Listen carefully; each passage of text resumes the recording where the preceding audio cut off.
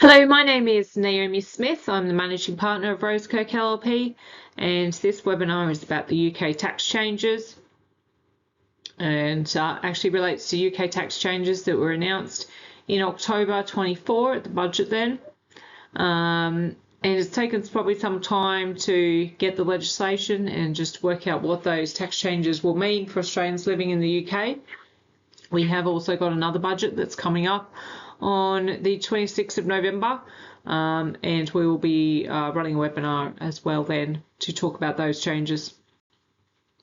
Just a little disclaimer, this is general information, it's not advice. If you need specific advice, we're more than happy to help you out with that specific advice.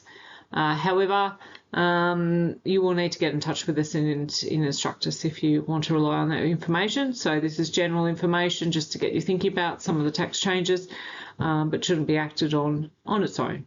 Okay, so right, major topics for discussion. So first sort of things to have a think about is the abolition of the non-dom rules. Obviously, these were the rules where up to 5th of April 25, you could pay tax on a remittance basis of taxation. They were very popular with Australians living in the UK, but unfortunately they're gone. And your last opportunity to claim those will be tax returns for the year ended 5 April 25, which is obviously come and gone. We've got the foreign income and gains rules, the temporary repatriation facility, which are so foreign income and gains rules are a replacement for the non-dom rules, but they're kind of not necessarily going to benefit everyone who was benefiting from the non-dom rules. And British expats returning to the UK, for example, if you've been living in Australia for 10 plus years, might be able to utilise those rules. There's also the temporary repatriation facility, which is handy if you were claiming the remittance basis in previous years and now want to have a bit of a tidy up of your funds, particularly if you're going to stay in the UK long term. UK pensions, we'll talk about some of those changes and how they might affect you, and also the impact on UK inheritance tax. And there's a lot of big impact of anyone who's got a non-UK trust. For example, an Australian trust will need to be thinking about those rules.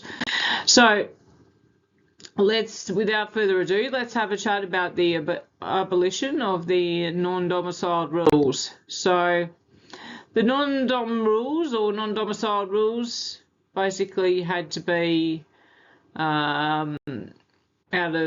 not resident for 15 out of the last 20 years if you're an Australian with an Australian domicile. So your original domicile was from Australia, so you were perhaps born in Australia to Australian parents, then you've been living in the UK a while. You might have claimed to be non-domiciled. You might have been born elsewhere in the world, but not, crucially, you weren't born in the UK to British parents. So those people will be UK domiciled. So these rules have been replaced with the new long-term residence test, which basically means if you've been resident in the UK for 10 out of the last 20 years, you will be caught to that. We'll go into a bit more detail in a minute, but it does mean a bucketload of people who used to claim the remittance basis of taxation can't now, and so are going to be taxed on their worldwide income in the UK whenever they're UK tax resident. Okay.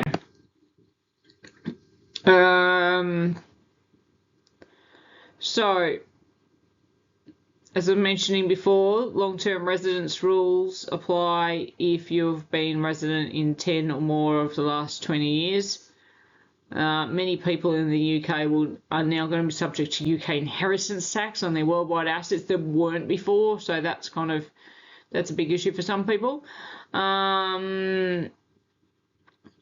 Those who are long-term residents in the UK may consider leaving the UK. So some people already left, as you might be well aware. They knew these changes were coming in. They knew that they were going to be adversely affected by it, and they decided to leave. Okay. The new long-term residence test means that some UK expats will be able to return to reside in the UK and will not be caught to UK IHT on their worldwide assets.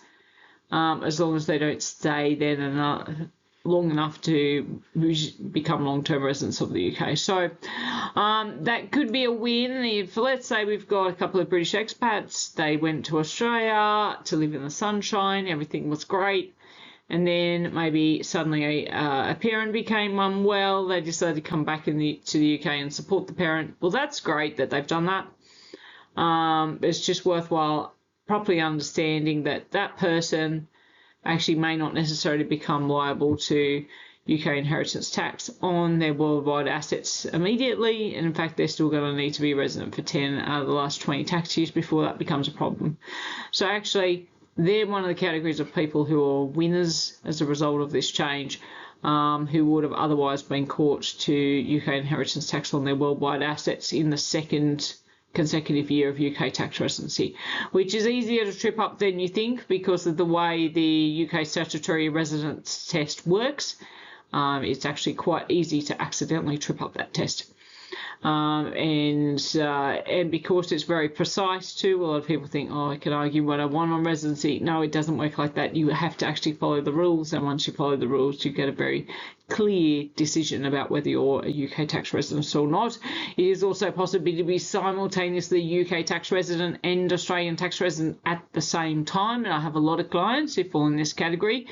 And perhaps may not have been aware that they were actually accidentally making themselves UK tax residents. So it's just worthwhile being aware that these kind of issues exist.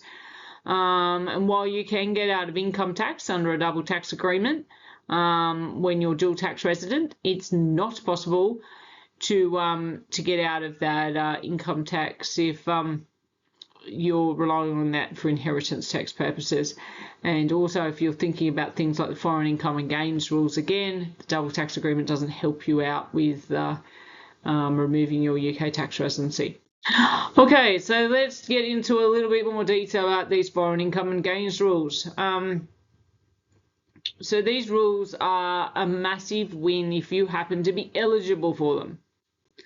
Of course, if you've been in the UK a while, you're probably not going to be eligible. But if you're just about to come back to the UK after a long stint in Australia, or you've always been, maybe you were been here for a couple of years, for instance, you might be able to claim. And in fact, I've got some clients who the only year that they can claim is the current tax year that we're in, to 5 April 26, and they're literally running around doing all the tax planning by then, the end of that tax year. So it's good to identify exactly when you became a UK tax resident and whether you're eligible for the foreign income and gains rules, because they can save you a lot of money. So why do they save you so much money? It's particularly because if you are indeed eligible for the foreign income and gains rules, which you would be if you've basically, this is your first 4 years of UK tax residency, so it can be your first 4 years of UK tax residency ever, or you can substantiate that you were non-UK tax resident for the last 10 years before you moved to the UK. So it can also be available to returning British expats. Okay, so if you happen to qualify, it's fantastic, because not only is your foreign income and foreign gains exempt from UK taxation, as long as you put in the claim, which we'll talk about that in a minute, then the other aspect is you can also bring that money to the UK. So this is a fantastic opportunity for some people.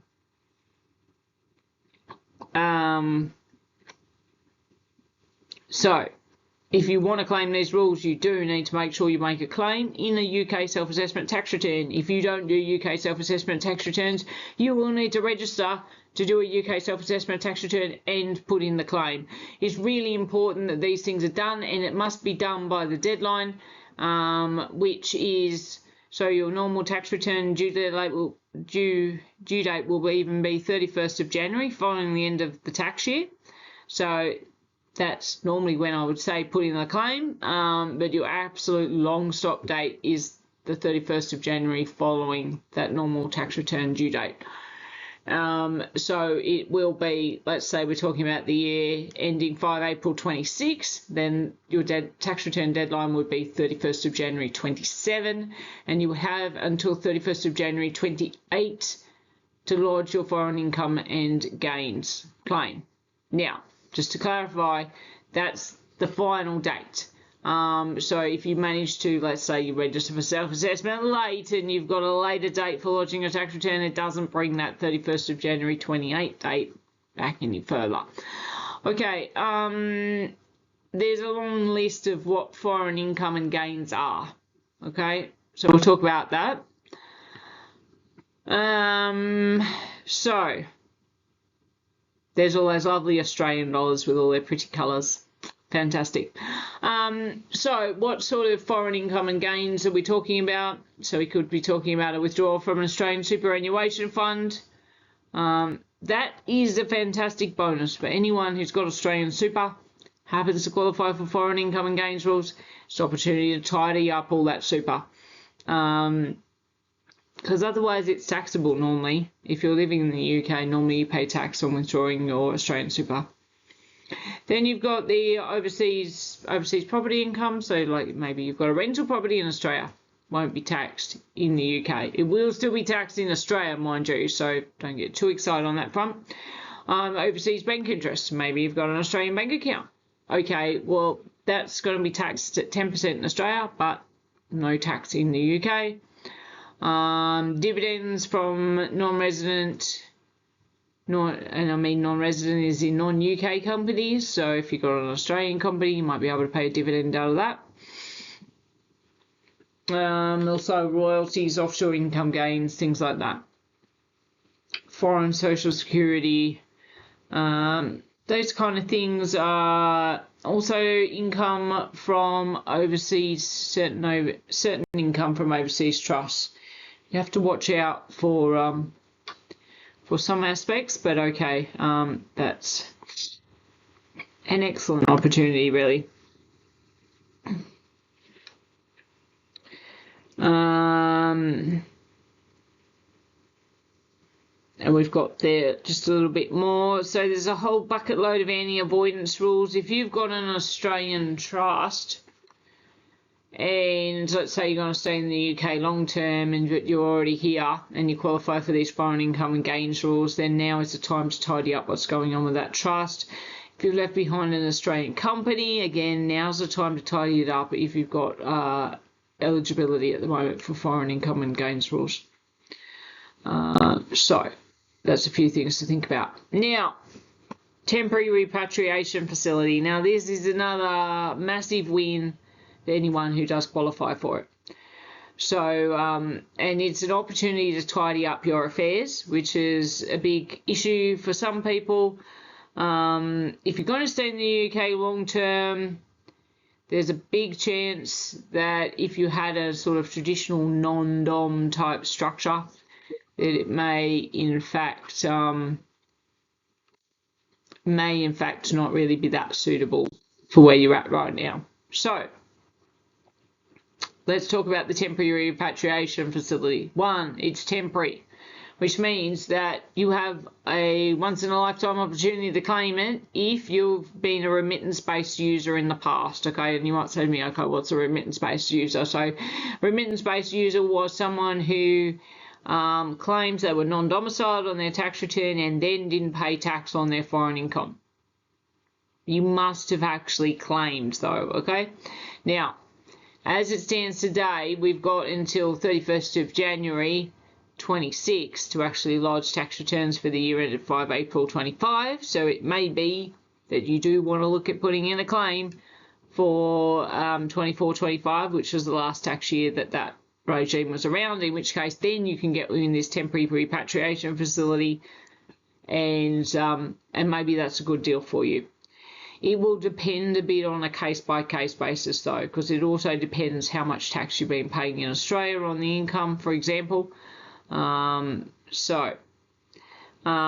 you've got an Australian family trust, this may be your one opportunity to try and tidy up the structure, because this temporary repatriation facility extends across into family trusts. So that's a great idea as well, just to have a look at those structures, and I'd suggest getting some advice from ourselves. We can help you just try and tidy up your structure. I think you sort of just need to sort of look at that as a bit of a long-term investment in your future.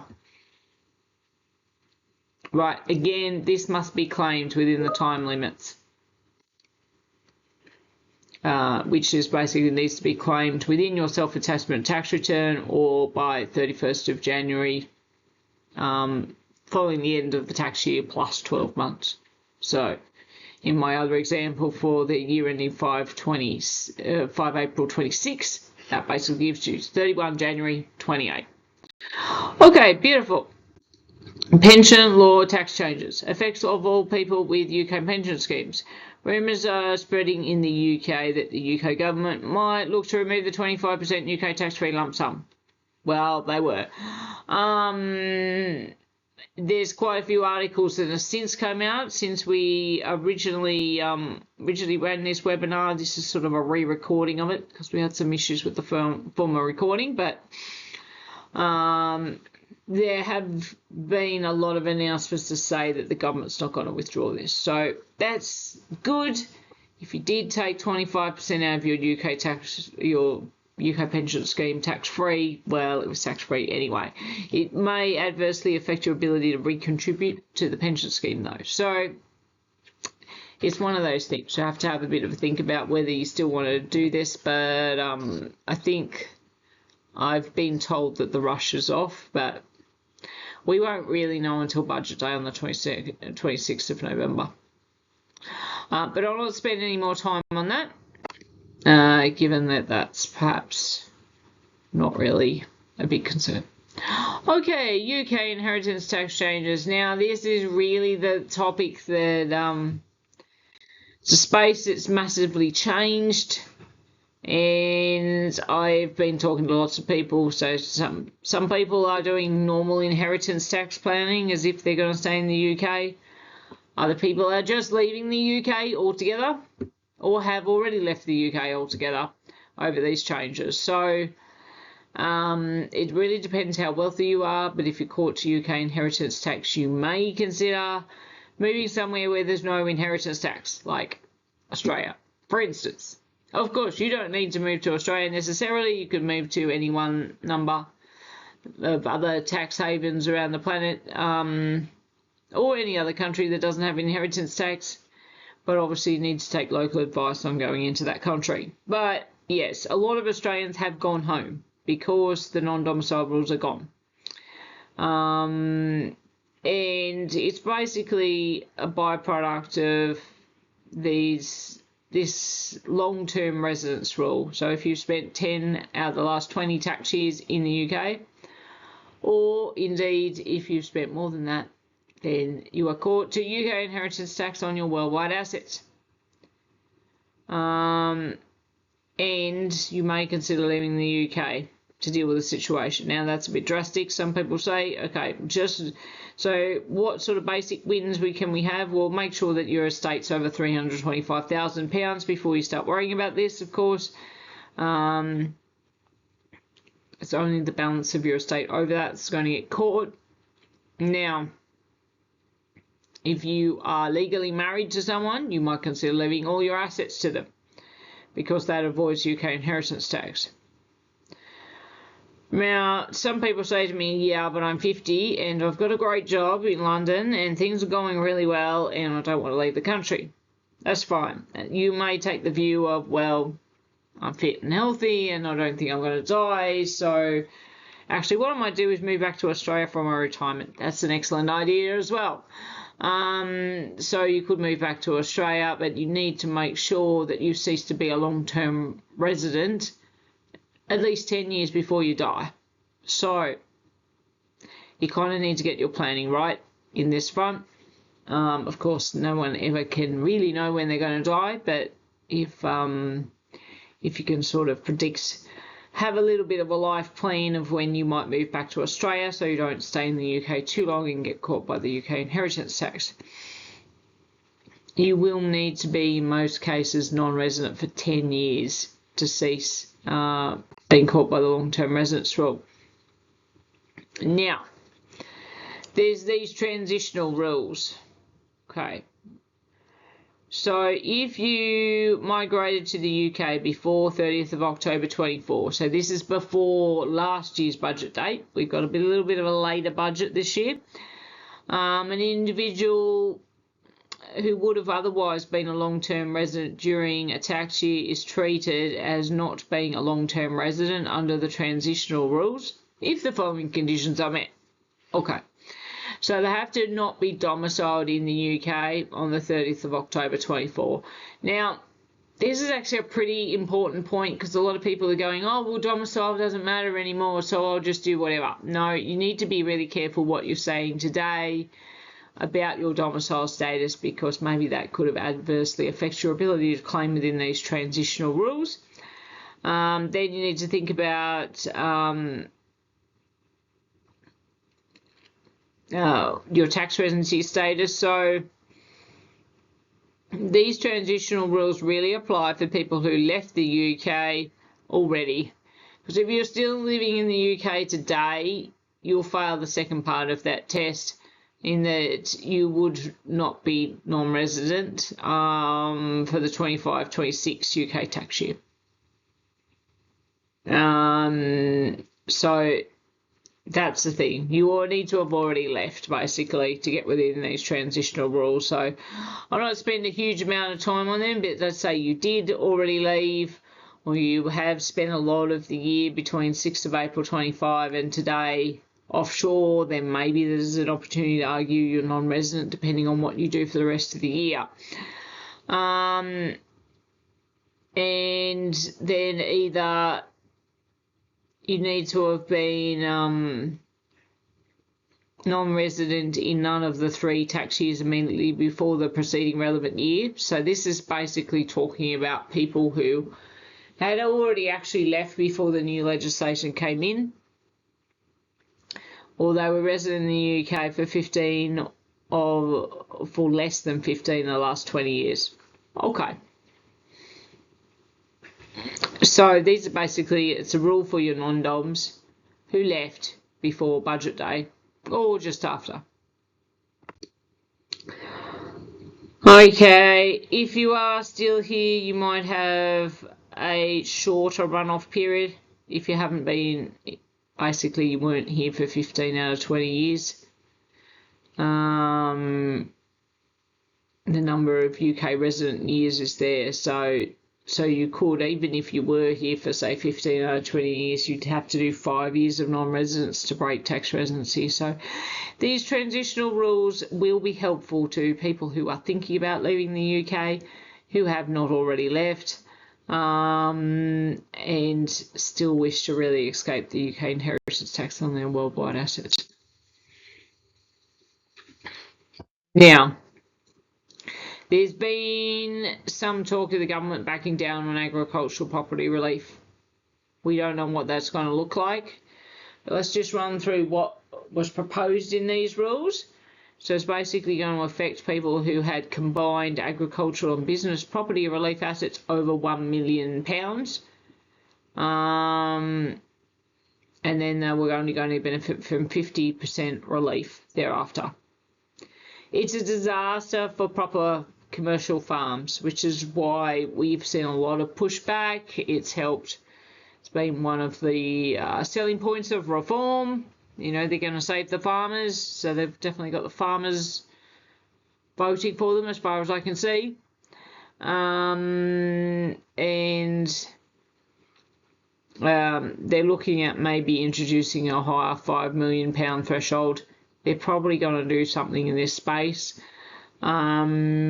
But if you were going to do some tax planning in the wake of these new rules coming in, you really need to get done by 5 April 26, which, given that it's already, by the time we've recorded this, it's already November.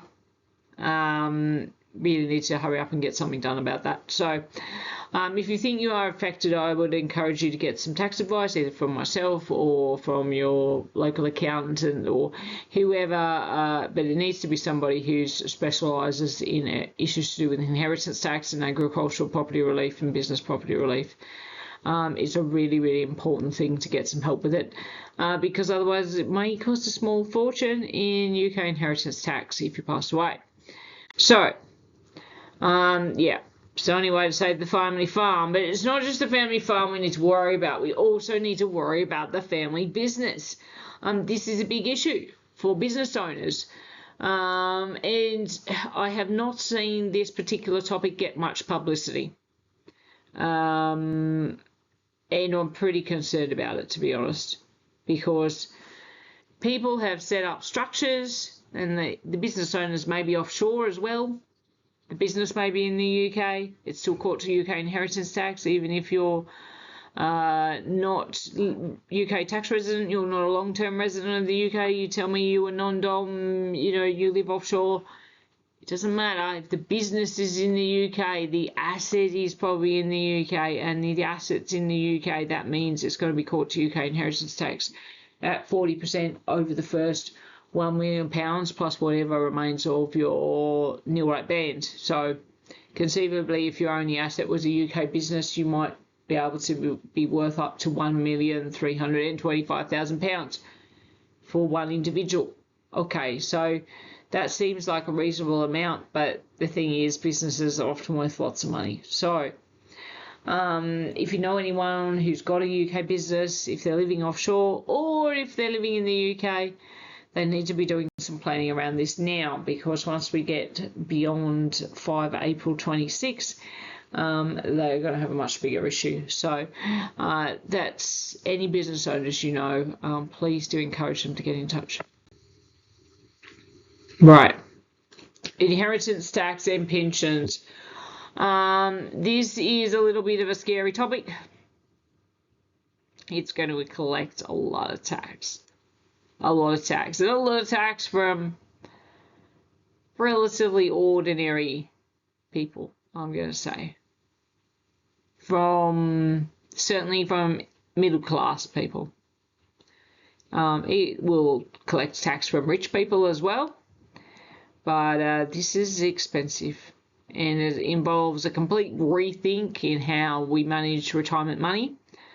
So from 6th of April 27, the UK IHT exemption for UK pension schemes will be abolished.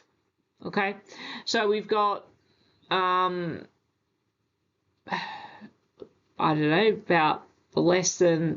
got just under 18 months, probably now 17 months left to do something about this issue.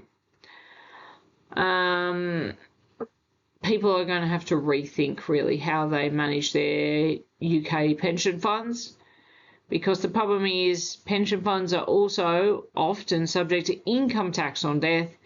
And so if you've got, say, income tax at 40% plus inheritance tax at 40% equals 80% gone in tax or out of your UK pension scheme, only leaves 20% for your children or whoever else you wish to inherit your estate. So how do we avoid this big problem? Simple answers like make sure you leave the funds to your spouse if you're legally married. Okay, well that's going to fix it on the first death, but obviously not once the second spouse has passed away. You could think about converting the UK pension scheme into an annuity to pay you an ongoing income. Now, obviously, the annuity in a lot of cases will come to an end when you die, or maybe on your spouse's death, or maybe it may be guaranteed for a certain number of years after your death, particularly if you die sooner rather than later. But it is a way of getting the value outside your estate legitimately. Another solution is to retire in Australia, and then we can help you export your UK pension scheme to Australia through what used to be called QROPS, which is now a recognised overseas pension scheme.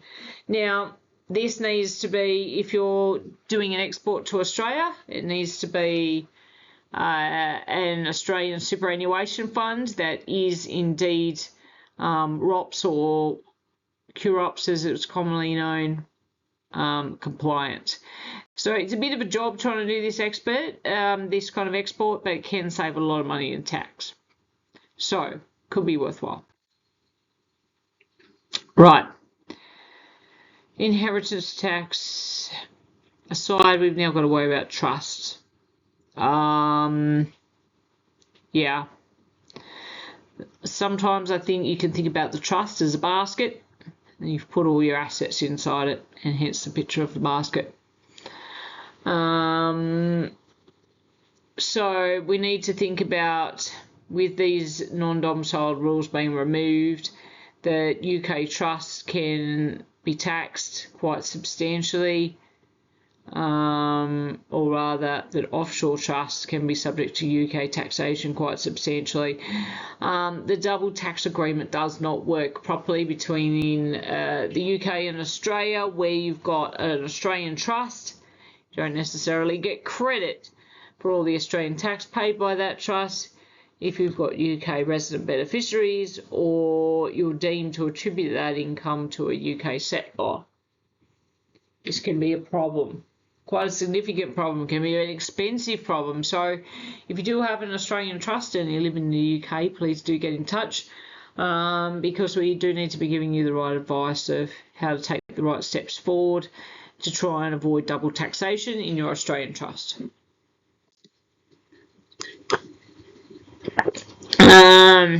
Now, setting up an offshore trust used to be a great UK inheritance tax plan for an Australian living in the UK. It's no longer a great plan. And it's basically not going to work in most cases. I do say most. There are a few examples where it still does work. But it's not to be done as a bit of a DIY project, if you get what I mean, because there's so many complicated section numbers and any avoidance rules, it's not funny in this space. So, why is it a problem? Okay, so there's a complicated rules called the gift with reservation rules that are to do with UK inheritance tax. They've been extended so that assets that you settle into a trust after 30th of October 24 are actually going to be within your personal estate if you've retained an interest in that trust. So that's not ideal. Right. A trust may still work if you've got Australian tax resident people who aren't long-term residents of the UK, have no intention of moving to the UK. So you've got those kind of people in your family and they settle the money on the trust. It could hypothetically work. Now, we've got to be careful that we haven't done anything too clever to get the money to this relative, but let's say this relative was your parent, for example, and they were planning on giving you some money anyway, then we could get them to set up a trust for you. So that's the kind of scenario where there might still be an opportunity, but the rest of it, not so much. Right. We did have a lot of lovely questions on the original webinar, but I'm not going to go through those now. But if you do need help with your UK and Australian taxation issues, then do get in touch with me or Philip Carther-Green, the Senior Tax Manager in our team here, or if you are thinking about moving back to Australia, do get in touch with us and we can help you out. Okay, and there's the lovely Rosekirk team, so myself there in the middle, and then we've got from left to right, we've got Yasser Ali Khan, who helps us with tax consultant who does ACCA qualified and does UK personal tax work. We've got Nana Apia Odami as a tax consultant in our team, and is almost through his ATT exams or Association of Taxation Technicians, and again he helps us with personal UK tax work. And then we've got on my was obviously myself, and then there's Philip Carther-Green, Senior Tax Manager in our team, who's got 20 odd years of experience, UK CTA qualified and step member. And then we've got Prakar, who's got an MBA and also is finalising his Association of Taxation Technicians qualification. He does UKtax. We've also had Beth join us recently, who wasn't in that picture, and she's got a master's degree in Australian taxation. So anyway, please do feel free to get in touch, and we're more than happy to help you with your UK and Australian cross-border tax needs. and look forward to hearing from you soon. If you want to reach out to us, just feel free to give us a call on the number, drop me an email, or contact us through the website and put in your client inquiry. Thanks very much. Have a good day.